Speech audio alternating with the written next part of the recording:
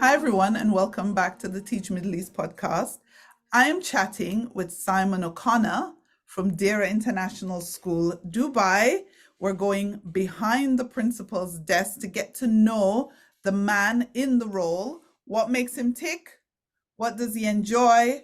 Who is he really? The man, the mystery. No, I'm joking. But really, we want to just kind of step away from all the pedagogical talk and just talk a little bit about the person who occupies the role. So welcome to the podcast, Simon. Thank you very much. I was going to say I'm looking forward to this with a certain sense of trepidation, but let's see how we get on. I'm a nice person. My listeners know I am a nice person. I do not ask questions about people's deep, dark, private lives. I'm never going to ask you when you lost your virginity, but my mind says 14 and we won't go into that. But really, all fun and jokes aside, let's kick off with something really easy. And that is, why did you go into education? What made you choose this profession of all the professions? It's a really good question. And actually, I'll be utterly candid. I went into teaching for two reasons. When I was 18, rather than go straight to university, I took a year off and actually went and taught in a rural school in Zimbabwe. It was 40 kilometers from the nearest town. It was 12 kilometers from the nearest road. And it was brilliant. I mean, I was hopeless. I'd had very little. I did 2 days of teach training. The theory behind it was that these were schools which couldn't attract teachers, and therefore, frankly, putting in an 18-year-old with some A levels was better than nothing. We can dispute whether or not it was or not at another time. But and I absolutely loved it. I really, really enjoyed it. I absolutely just got such a buzz from standing in front of students, helping them, teaching them, and it was in such a different context.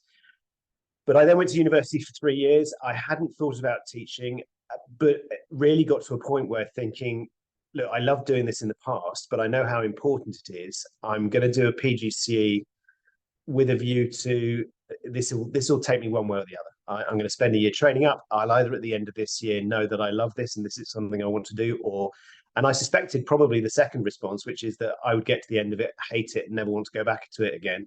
But fortunately, I absolutely loved it. I enjoyed it enormously. I taught in some very challenging schools in my teaching in my PhD year, and just kept on loving it. And actually, for the first 10 years of my career, I taught in really, really challenging environments. Two schools that were very tough in Kent, in the southeast of England. Teaching history and then politics and history, and that buzz continued. And I have to say, it still continues to this day. And I know we're not talking purely about education now, but still working with students, walking into classrooms, talking to students, that buzz remains. And as long as it does, I'll keep doing it. Let it be known that Simon just told a girl from Tottenham that he taught in a tough school in Leafy, Kent. There are no tough schools in Kent, people. You see, everyone makes this mistake. There are some nice parts of Kent. There's some pretty tough parts of Kent as well. So I'll challenge you on that one. Really? Okay. What football team do you support? Chelsea. Why? What's wrong with you? Actually, those two questions are linked. When I started teaching in in my first school, a boy came up to me and went, "Oi, who do you support?" And I'd never really thought about it. Football is not my main sport, but you could not teach in that school. It was an all-boys school. This is in Kent, where there was selection, and these students had either not been put into or had failed 11 plus. So it was with everyone else selected off the high school. And football was absolutely part of the DNA of that community. You couldn't be credible unless you were able to talk about your team, who you'd supported. Actually, I grew up for the first sort of 10 years of my life about 100 yards away from the stadium of Oxford United. But there was no way I could tell them I supported Oxford as well, because Oxford they're much better now, but they certainly weren't very desperately high at the time. So I basically chose the team that for a couple of reasons that to do with my childhood. My wife's an Arsenal fan, so that constantly causes discussion. Yeah, I know, misguided. So Chelsea always have since then. And we've not had a great couple of seasons, but fingers crossed we're beginning to pull back again. You see, Arsenal fans, however, it's still before Christmas, therefore you're doing well at the moment. We all know what will happen in January. Always does. We support our team through thick and thin.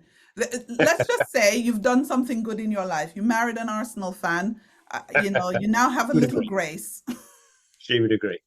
But what's your game? What's your sport? Because clearly it's not football if you're supporting Chelsea.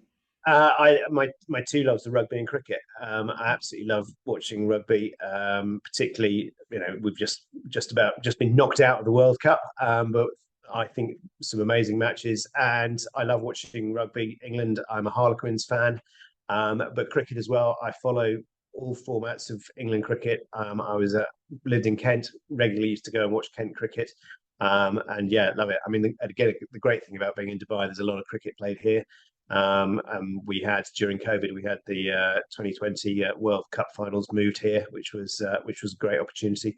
Yeah, rugby and cricket are a huge sports for me, and I spend possibly too long watching them. Yeah. Do you play though? Do you play any sports? I have played a little bit of cricket in the past, but not at any quality whatsoever. I played a bit while I was at university, but not really played much since then. It's much more of an armchair contributor than anything else. Have you gone to where have you gone to watch cricket that you would say would be exotic, like an exotic place that you've gone off to and watched a live match? That's a plan for the future. I mean, I've watched cricket at Lord's in London. That's an amazing stadium. Great place to watch cricket. I've seen rugby in Auckland, in New Zealand. That was amazing as well. But certainly, my plan when I have time, whenever that may be, is to either go on a Lions tour or go and watch an England cricket tour. I'd love to go to the West Indies. Sri Lanka actually would be a great opportunity, but I think the real place for cricket to go and watch would be India, to go and see an India cricket England tour would be an amazing opportunity. Something I would love to do in the future. You talk about having time, if you have time, and we know your role is super busy. How do you relax? How do you take care of Simon? What do you do? First and foremost, spending time with my family. I have two daughters and a wife, who I already mentioned. And actually, my favourite thing is to spend time with them. Um, Joined to that is I really enjoy travel. Again, an amazing opportunity that Dubai gives us is the opportunity to get to different countries relatively straight easily. And we've travelled Europe a lot. We spent a few years sort of travelling around Spain. That was great fun. But since we've been in Dubai, I mean, I've been to Africa a couple of times. We've been to India. We go to Sri Lanka. We've been to Singapore. We've been to Bali. And actually, the opportunity to take my family to my second love, which is traveling and discovering different cultures, is a real favorite of mine. That's something I love to do. And ultimately, as well, I really enjoy reading.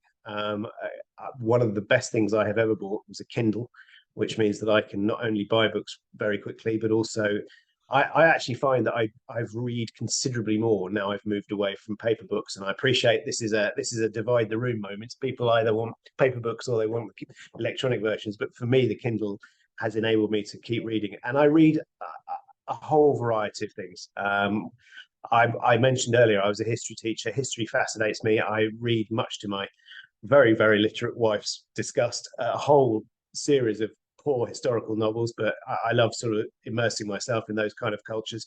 But yeah, I just keep reading as well. I really enjoy reading. That's a great love of mine too. I suppose the other one is music. My family are very musical. I grew up doing a lot of music. I've played the piano. I've played a number of instruments, and but I did a lot of singing as well. And so yeah, music is another passion of mine, and the opportunity to both listen to music, but also to, and this one's not something I do an awful lot of, but as I say, the opportunity to take part in musical opportunities is a great love of mine as well. There you go. That's a long answer. No, it's a good answer. So forget your Kindle, Yep. because you mentioned travel and you mentioned reading. So I want to put the two together. If you are stranded on an island, you can't bring your Kindle, but you must take two books with you. What two books would you take? Because remember, you're not getting off this island. You have to keep reading those books.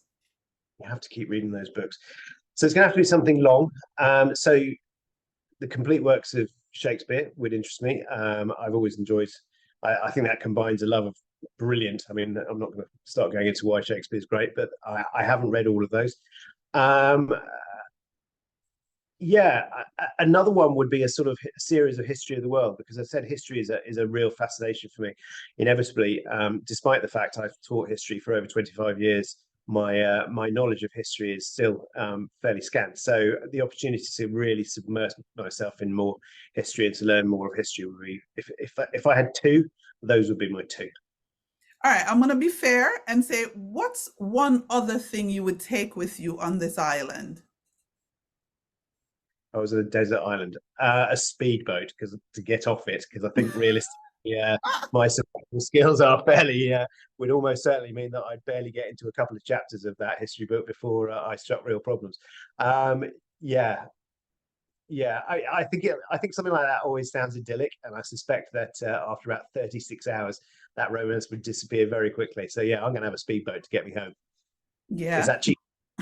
You can't see yourself staying on a desert island. Do you do any kind of meditation? Do you do any kind of yoga, breath work? Do you do any of these things?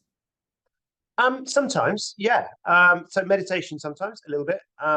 Actually, I think one of the best things I ever did is actually, and I don't know whether this counts, but I actually regularly have sessions with a leadership coach that just gives me an opportunity to. So I've been working with Will for several years, and I actually think and I encourage anyone that is involved. Well, I was going to say leadership, but well beyond that, have an opportunity to have someone to coach you, because I encourage all of my senior team. We've done a lot of work at Deira International School and indeed Universal American School, both the Alpha Tame Education Foundation schools, to try and instill coaching.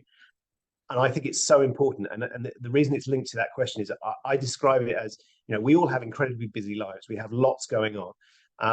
From, I'm sitting at my desk and your desk piles up with stuff, but I think your mind does as well. And for me, coaching is an opportunity to clear that mental desk. It's to resolve issues, to talk it through with someone who's disconnected, who enables you to see things in a different light. And it's so important. So yes, I absolutely do. I don't do yoga, but certainly do personal meditation and things like that. But for me, it's coaching that is the important bit, because it just enables you to clear your mind.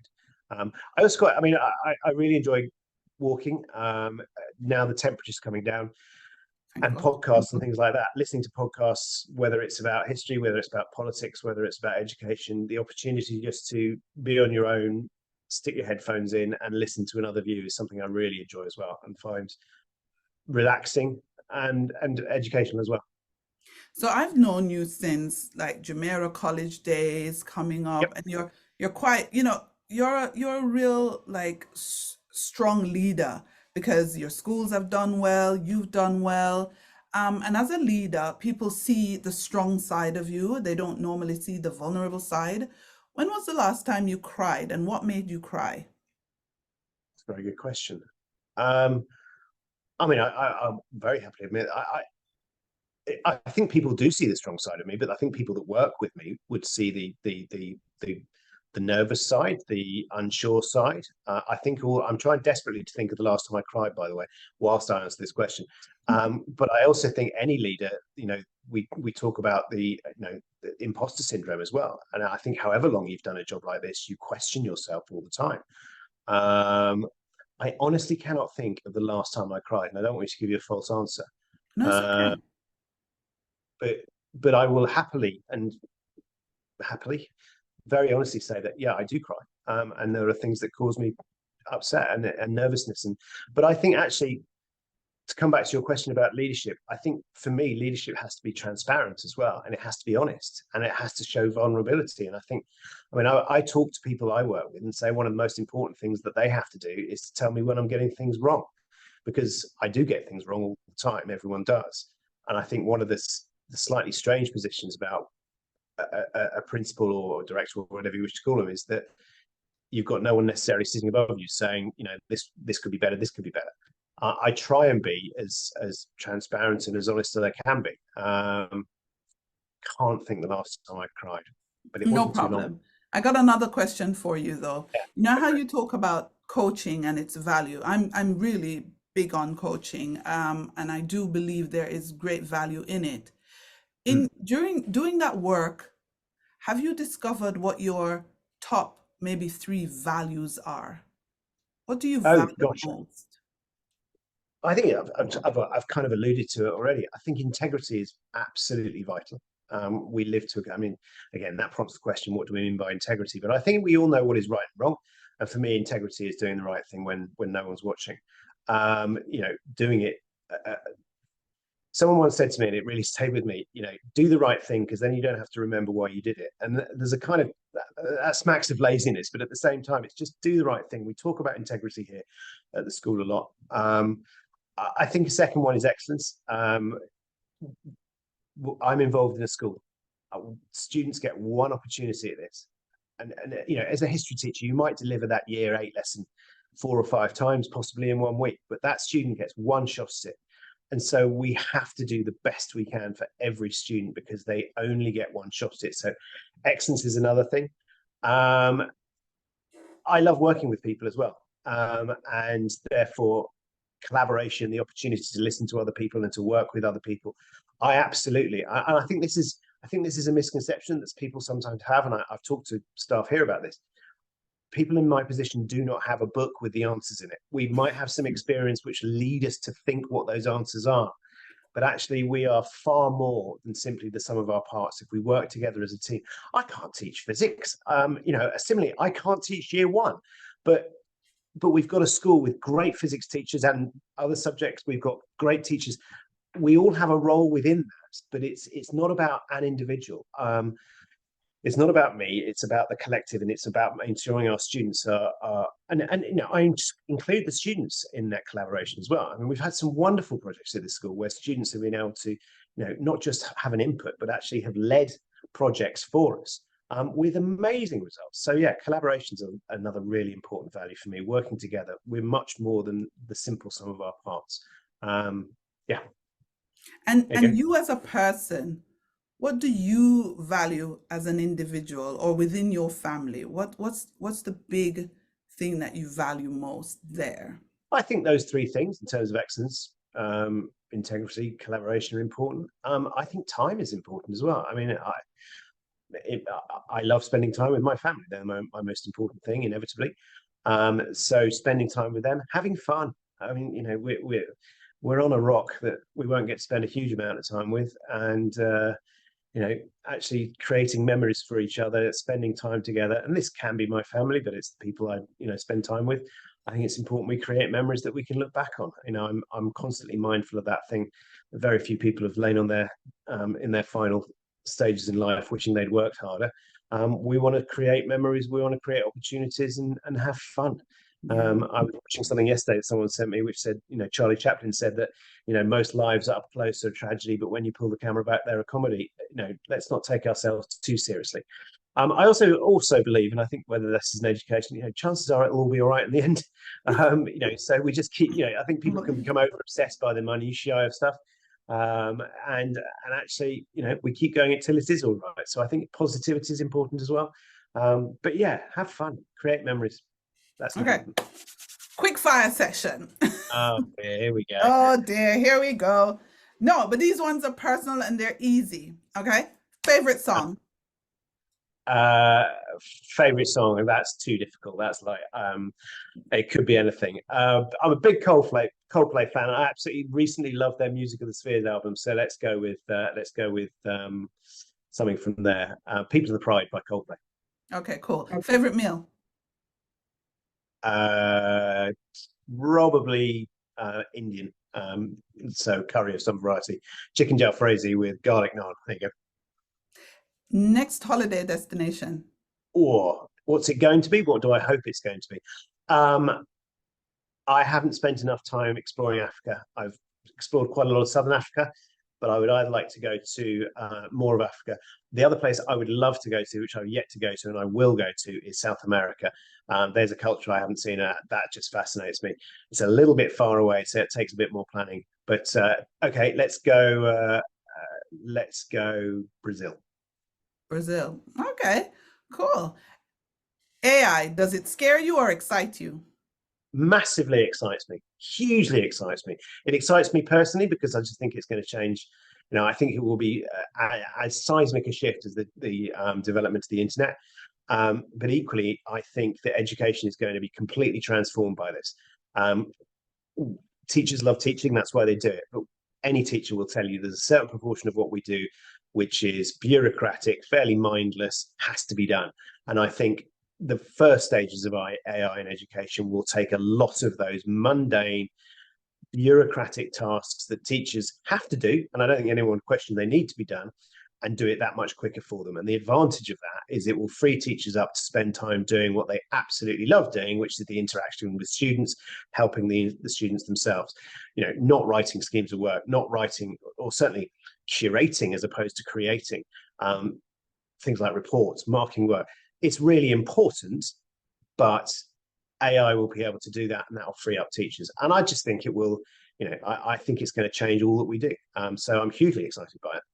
Yeah, me too. I'm a super fan of AI, but I'm also a little scared because I don't know where it will all end up. Do you know what I mean? I But don't that's know. exciting. Isn't that exciting too? And That's scary. exciting. Who will it displace? You know, there are little issues, but that's a whole other podcast because I think, Yeah. yeah, there will be displacements. Let's have that chat in another podcast then. Yeah. All right. Last question. And I want you to just kind of dream and imagine with me.